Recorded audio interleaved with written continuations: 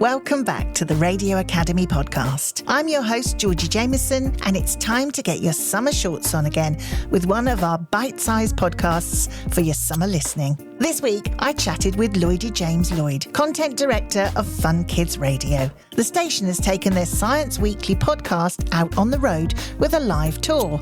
Before we talked about that, I told Lloydie that I love a job title, but I never really know what they mean. So what does being a content director entail? I always say job titles are never about the kudos, they're always about the responsibility. And actually, for me, I'm still, after 5.5 years, discovering what my real responsibilities are, because Fun Kids, although it is a very tiny team, that means we all do so many different things. And I suppose in general terms, I'm responsible for the output of the radio station, all our spin-off channels, the stuff we do for Amazon, and also the podcast that we produce on a weekly basis. So the buck stops kind of with me when it comes to the sound of what we do. And your audience, I mean, Fun Kids, it's in the title, isn't it? So we describe it broadly as primary school aged kids, and we've got a few that are a bit younger than that, and to our evening show, a few that are a bit older than that. Very broadly, I would say 6 to 12-year-olds. But we always think about, like, what would an 8 or 9-year-old be interested in, and what would they engage with, and what would kind of stimulate their brain. We talk about putting our audience in the driving seat, putting them front and center, and helping them think, create, and play. With this Science Weekly podcast and the live tour that you're doing, I always think with science, it can be boring unless you start doing experiments and things are blowing up and fizzing and whizzing, and then it's really cool. It is. Now, I was rubbish at science at school, and our presenter, Dan, is not a science expert, but he goes on a journey with the audience to find out cool things. In the podcast, he has questions from the audience that he answers. He gets experts on, and they compete as to which is the best science according to them, which is the best kind of strand. As a result, we discover brilliant new things on a twice weekly basis now with the Science Weekly podcast. In that respect, the clue isn't in the title anymore, because it became basically the UK's biggest children's science podcast, and we started producing more of it. And there's a real appetite for it, which is fantastic. And that's kind of how we got to end up doing it on tour. We were asked to do a one-off show about 3-4 years ago at the Spiegel tent on Cavendish Square in London. And that was so much fun. We kept saying, we should tour this. No, we really should tour this. And we kept talking about it. And with my other hat on, an improviser, I teach at the Nottingham Playhouse. I perform around the world. Dan, who presents the podcast, also has a background in theatre and in improvisation. I ended up talking to a tour producer who produces improv and other shows around the country. And I said, look, now, why don't we do this? And she was like, that's interesting. And then we sat down, we had some meetings, and then we started putting together what we wanted the tour to be, what we wanted it to look like, and what we wanted the experience for the audience to be when they arrive. Tell us a bit about the tour then, because it is now on tour. I know you've done some dates already. How has it been going? Oh, it's been tremendous fun. So I went to the very first one, which was at the Crossed Wires Festival, the podcast festival in Sheffield. We had like a full house of really hyped up kids who were really excited to see some science. Fun Kids Science Weekly Live takes the essence of the podcast and a couple of its features and creates a bespoke live experience for kids when they come along and families when they come along. We have experiments,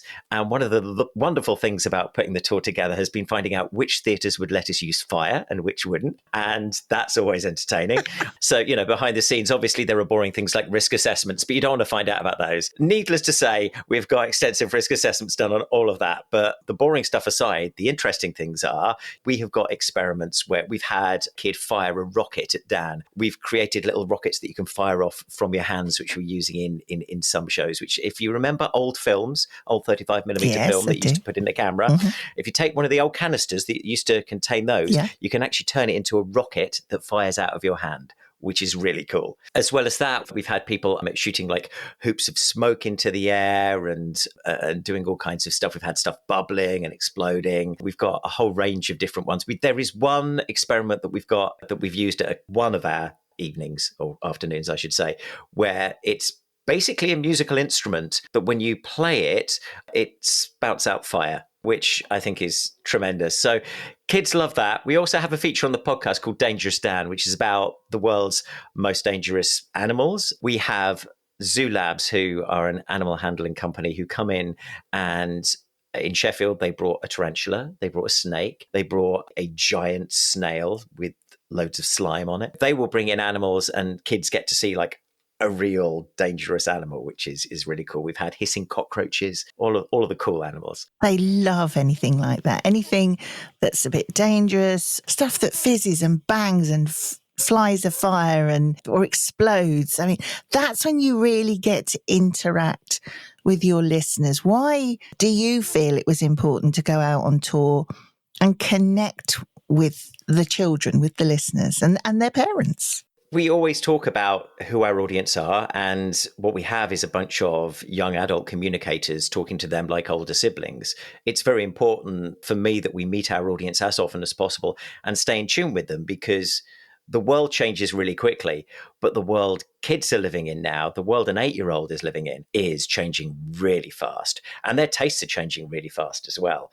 We do a countdown every year, the Fun Kids Top 100 Disney songs. And believe me, if you think you know Disney songs, you do not. Because what the kids are listening to now, whether it's songs from Descendants or Zombies 4, which has just come out, these are, to most adults are revelations. They're like, what are these songs in your top 10 in the Disney countdown? Us staying in touch with our audience is really important, but also us enhancing the experience and connection they already have with the radio station is important too. And taking out Fun Kids Science Weekly Live has been a cool thing for me, because I'm really interested and I'm learning things from it. You talk about how engaged the kids are.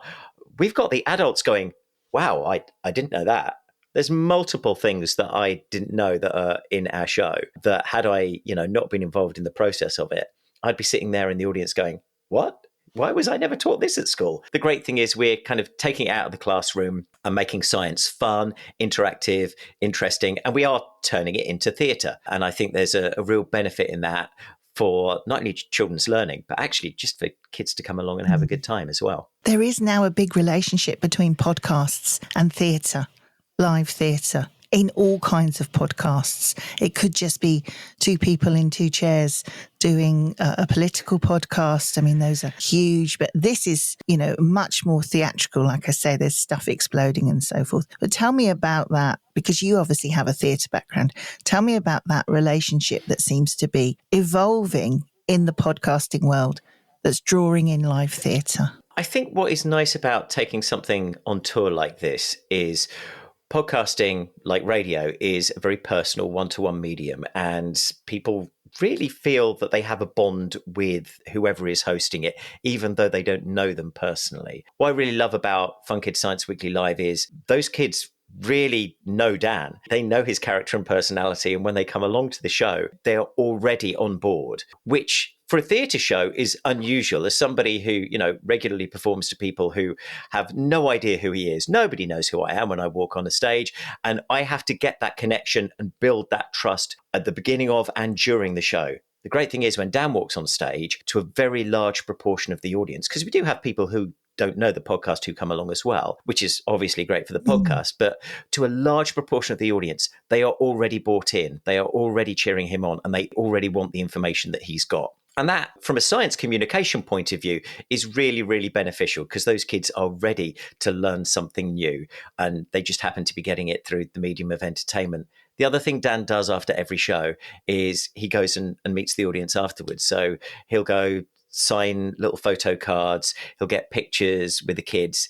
And during the podcast itself, he presents a meteorite, which is, I forget how many millions of years old, but we've got a real life meteorite, which is very heavy, which he carries from venue to venue, and rather him than me. He shows all of the kids that on stage. And then when they come meet him, they can also hold the meteorite as well. When we talk about interacting with the audience, it is properly interactive. But the advantage of having a host that people already know, that people are already on board with, like supercharges a theatre show to the next level. Children are always the most honest critics.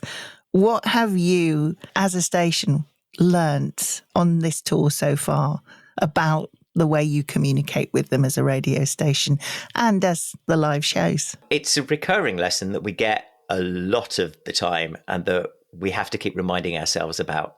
They're smarter than you think. An 8-year-old is way smarter than you think. We've had several kids who are really into science who start talking to Dan, and frankly, they are way smarter than Dan. No offense to Dan, who is a tremendous presenter. But these kids are smarter in so many different ways. These kids that love science, they are really into it, and they can tell you, like the ones that are into space particularly, will tell you all about the universe and how the different planets were formed. We did a thing with the Royal Observatory in Greenwich earlier on this year where we found the very first Greenwich young astronomer for the Royal Observatory. It coincided with the anniversary of the very first Astronomer Royal. We had 3 kids do a science presentation for us all about the solar system, all about a part of space that they really loved. Well, I mean, I was getting a brand new science lesson because 90% of what all 3 of them told me was stuff I didn't know. And they were there with diagrams, with props. They were speaking without notes. And you talk to them and they're tremendous. And they've become correspondents on the Science Weekly podcast. The prevailing lesson is that our audience are way smarter than most adults give them credit for. A big thank you to Lloydie for chatting with me. To find out where the tour is going next, visit funkidslive.com and click on Science Weekly Live. You can help shape the future of the Radio Academy with our stakeholder survey. It's online now on our website, radioacademy.org, and only takes a few minutes to fill in. Click on the Have Your Say box and it closes on the 20th of August. You can check out all the latest Radio Academy Festival news on the website too, and you can book your tickets. It's on the 17th of September at the Royal College of Physicians, and this year the theme is World of Sound. Go to radioacademy.org/festival for more details. Next week's podcast is some previously unheard audio from my chat with Jeff Jean from Biscuit Gym about the Pete Wicks podcast, Man Made. I'll see you next week.